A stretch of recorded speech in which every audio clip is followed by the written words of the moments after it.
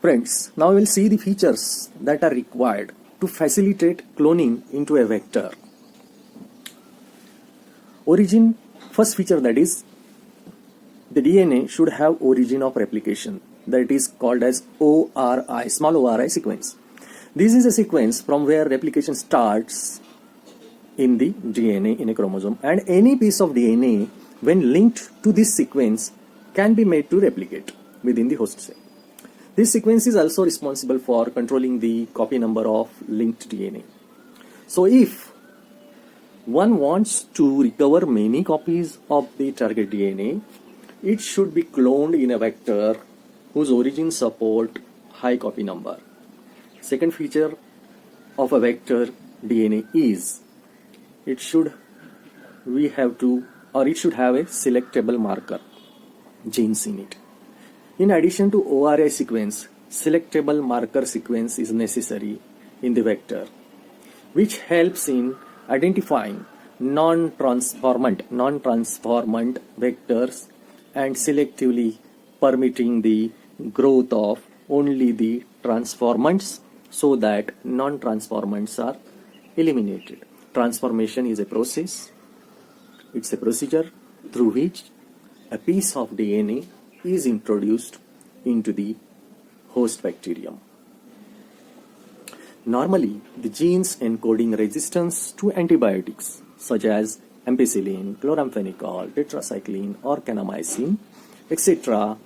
are considered as useful selectable markers for E. coli vector or E. coli bacteria host when using the plasmid of E. coli as a vector. The normal E. coli cells chosen for transformation do not carry resistance against any of these antibiotics that I have mentioned.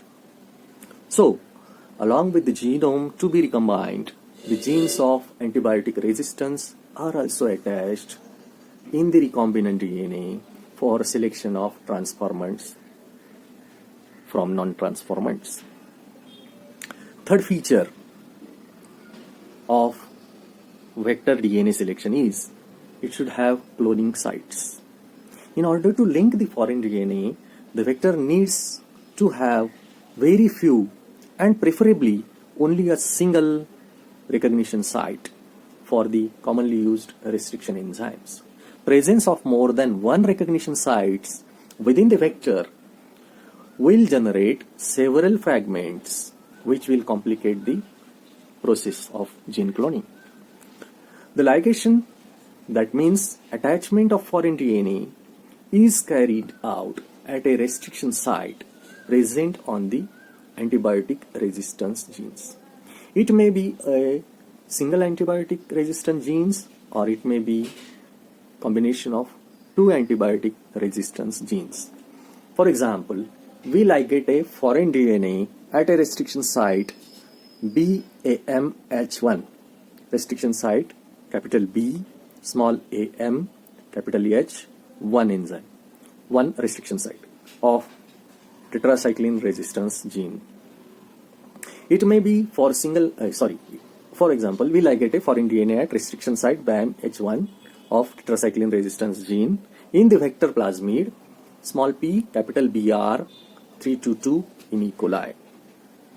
The recombinant plasmids will lose tetracycline resistance due to insertion of foreign DNA in its place and can be selected out from non-recombinant ones by plating E. coli on tetracycline containing medium. For two antibiotics, we can select the genes for tetracycline and ampicillin, and in that case, the transformants will grow on ampicillin containing medium, and when those transformants are transferred on the medium containing tetracycline, they will stop growing. The recombinants will grow in ampicillin containing medium but not on the tetracycline containing medium. Non-recombinants will grow on medium containing both antibiotics, and thus we can separate recombinant from non-recombinants.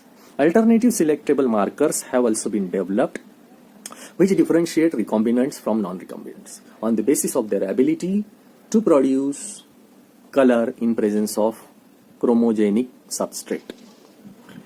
In this case, a recombinant DNA is inserted within the coding sequence of an enzyme beta galactosidase. This results in inactivation of genes which are responsible for synthesis of beta galactosidase enzyme, which is referred to as insertion allele activation. The presence of chromogenic substrate gives blue colored colonies if the plasmid in the bacteria does not have insert. Presence of insert results into insertional inactivation of beta galactosidase gene and the colonies do not produce the color. These are identified as recombinant colonies.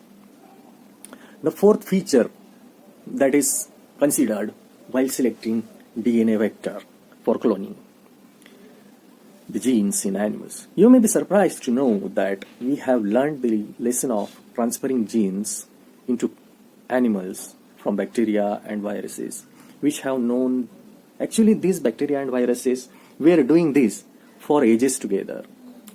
How to deliver genes to transform eukaryotic cells and force them to do what that particular virus wants to do or bacteria wants to do, that mechanism was developed by these organisms since many ages during their evolution. For example, retroviruses in animals have the ability to transform normal cells into cancerous cells. A better understanding of the art of delivering the genes by pathogens in their eukaryotic hosts has generated knowledge to transform these tools of pathogens into useful vectors for delivering genes of our interest. Retroviruses have been disarmed, that is, they are made non-pathogenic and are now used to deliver desirable genes into the animal cells. So once a gene or a DNA fragment has been ligated into a suitable vector, it is transferred into a bacteria or animal host where it multiplies. Now, one more feature that is considered for cloning, that is having a competent host for transformation of this recombinant DNA that we have discussed. Since DNA is a hydrophilic molecule, it cannot pass through the cell membrane. So recombinant DNA is to be inserted into the desired host like bacteria. In order to force the bacteria to take up this transformed DNA or plasmid, the bacterial cells must first be made competent to take up this transformed DNA. This is done by treating them with specific concentrations of divalent cations such as calcium, which increases the efficiency with which the DNA enters the bacterium through the pores in the cell wall of these bacteria. Recombinant DNA can then be forced into such cells by incubating these cells with recombinant DNA on ice, followed by placing them briefly at higher temperature, that is 42 degrees Celsius, that is giving it a heat shock, and then putting them back again on the ice. This enables the bacteria to take up the recombinant DNA. This is not the only way to introduce the rDNA into host cell. In a method known as microinjection, recombinant DNA is directly injected into the nucleus of the animal cells. In other method, suitable for plant cells especially, these cells are bombarded with high velocity microparticles of gold or tungsten which are coated with DNA. That method is known as biolistics or gene gun method.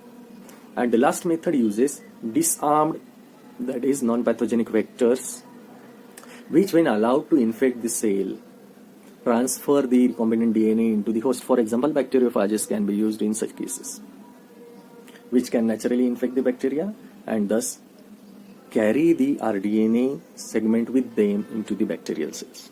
So these are the few methods or the few tools which we are using for recombinant DNA technology.